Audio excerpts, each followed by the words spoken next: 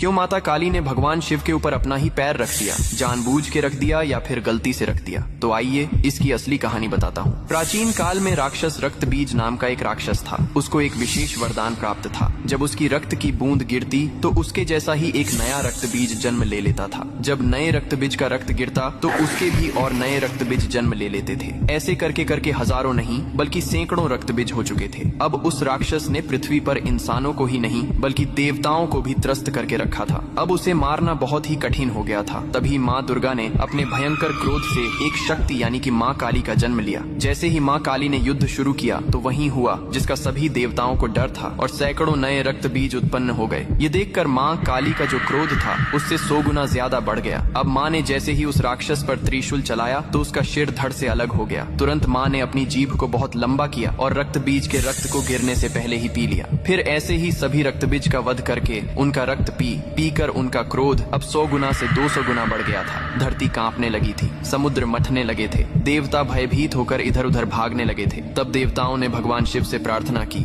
हे महादेव, आप ही माता काली के संताप को शांत कर सकते हैं। शिव ने देवताओं की पुकार सुनी और माँ काली के सामने युद्ध भूमि में पहुंच गए। लेकिन माँ अपने तांडव में इतनी लीन थीं कि उन्होंने शिव को भी नहीं देखा। तभी भगवान शिव ने स्वयं माता के चरणों में लेट गए। जैसे ही माँ काली का पैर अनजाने में शिव के सीने पर पड़ा, तुरंत उनका क्रोध शांत हो गया। उन्होंने नीचे देखा तो अपने प्रिय पति शिव थे। यह देखकर उनकी जीभ शर्मिंदगी से बाहर निकल आई। इसके बाद शिव ने मुस्कुराते हुए कहा, हे माँ, तुम्हारा यह रूप सृष्टि के संतुलन के लिए था, लेकिन यह रूप अब धरती पर बहुत धाम से पूजा जाएगा। यही कारण है कि तस्वीर में और मूर्तियों में माँ काली को शिवजी पर खड़े हुए दिखाया जाता है, जो बहुत ही शुभ माना जाता है।